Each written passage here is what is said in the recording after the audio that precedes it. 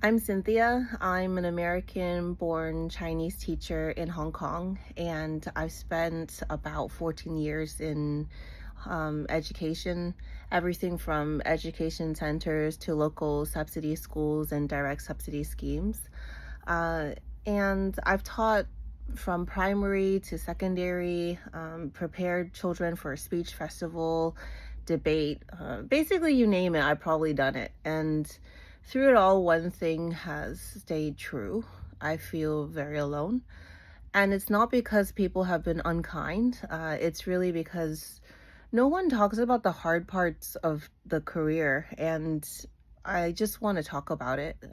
So it's a way of wanting to connect with people that are maybe feeling similar things, or also finding an outlet where maybe I can help students and parents. So my first job in Hong Kong was an education center, and I was fresh from the US.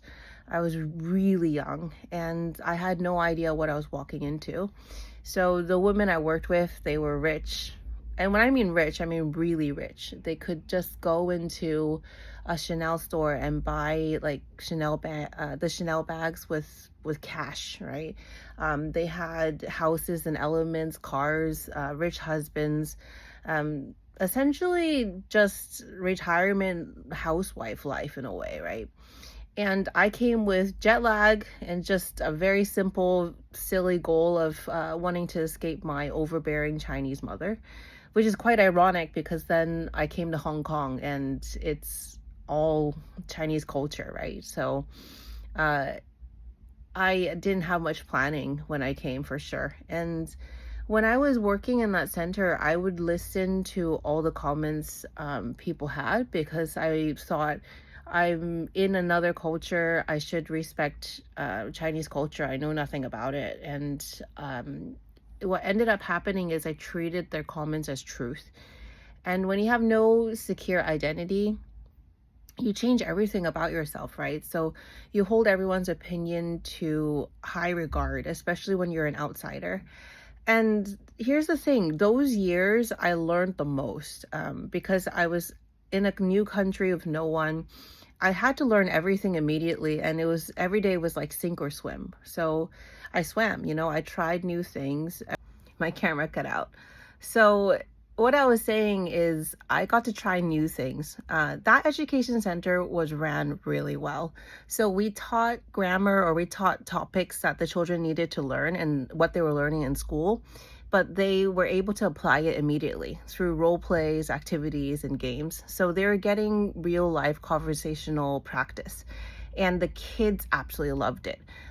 It was an hour and a half with them, and I got to actually teach. There's not any like drilling worksheets, and essentially, I built really close relationships with the kids. And but the thing is, I didn't understand at the time my Americanness was a problem, right? So in Hong Kong, British English is pretty much the standard, everything from spelling to pronunciation.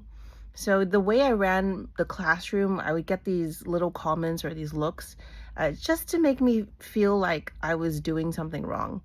And my boss would make comments and then the women would follow. So they would comment that my skin was too dark because in Hong Kong, having really pale skin is the markers of beauty. I wasn't skinny enough, or I should dress this way, or I need to talk that way. And how could I not know these things, right? And the reality was, I just had no idea how the world worked. I was really naive. And I was trying so hard to grow and develop faster than I could. I was experiencing culture shock and language barrier in my daily life. So I stayed and I kept teaching. And because of those small classes and those role plays and those lessons, I became a really good teacher.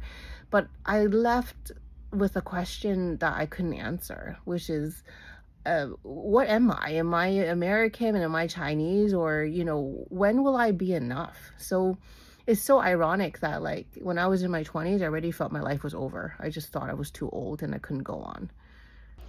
So after working in centers for a few years, I decided to start private tutoring. And Within 3 months, I built about 20 clients, and I was having a lot of fun and I was really happy. But I was getting influenced a lot with the people around me. So ever since I was little, I really needed my mother's approval. And when she came to Hong Kong to visit, she basically said, "You're not a real teacher." And I needed to get a real job in a real school. And at that time, it really broke me because, for once, I was finally feeling like myself. I was feeling like I could teach the way I needed to teach. And it wasn't perfect, but I was figuring things out. Uh, I just couldn't let go of that, and I wasn't strong enough to continue with what I was doing. And I tried to get into schools, but a lot of them didn't want to hire someone that only had education center experience. And I really struggled. So because I couldn't market myself, I asked an agency to help. And what I didn't get at the time is that when you are hired by an agency, you're not the school's direct employee. And that meant there was no sick leave, no protection, and no safety net. It just meant, you could teach, right, in a school. So I went in full of passion, full of ideas, and I learned, passion doesn't protect you from politics. And in some schools, the panel head, that is the Department of English. They've been there for 15, maybe even 20 years. So when you walk in with all these ideas, you're not innovative. You're seen as a threat, right? And it's because the way that you present those ideas, or if you try to introduce. I'm importing my videos and photos because my iPhone has ran out of storage. So when I record up to a certain minutes, I get cut off because I don't have any more storage on my phone. So I'll probably stop with this part and continue on later when everything's done.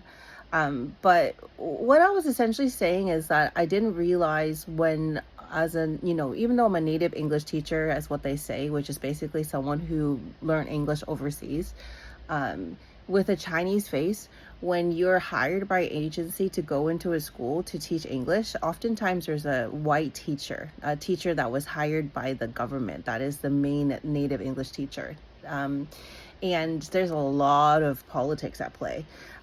So when you go in there and, you introduce, especially in local subsidy schools where they didn't have a lot of resources, a lot of them is like textbook, PowerPoint, just boring lecture, and very limited vocabulary. Children don't really have much reading or many stories that they can learn, and it's really not interesting for them. So when you go in there with passion and you introduce all of these different fables, and you do all of these different activities with them, and you get everyone active, you're going to become very popular. And what I mean that you're seen as a threat, it's not that they don't like, it's not that they hate you. I don't think it's that. It's that they're, you imply basically that the ways that they're doing things aren't working. And the people who built those ways, they're still there, right? So they don't want you to implement new strategies or try new ideas because that's more work. And I'm not saying that it's because they're not good teachers. I'm saying it's just that they want to keep their position, they want to do the bare minimum, and they want to retire. So that's honestly really not everyone. But for them, it's like, how dare you suggest all these ideas and do all these things? And you're saying you're better than me, you're a better teacher than me, right? And they want to put you in your place because they want to tell you you're not, right? So I would react quite badly because I would just think, wow, I'm gonna wait until my phone has more storage. But basically, I reacted really badly because I saw the things that I was doing were really helping the kids. And schools took it as a challenge, or the people that have been there a long time took it as I was challenging their ways. And I got let go more than once. And each time, I told myself it's because I'm not good enough, right? But it's Chinese New Year now. So if you have stayed all the way into here, thanks for listening and happy Chinese New Year. I'm going to spend some time with my family and then continue this story if anyone's even interested at a later time. So have a good one. And if you have any, journeys or difficulties in your career, I would love to hear. I would love to connect with you. So, see you later.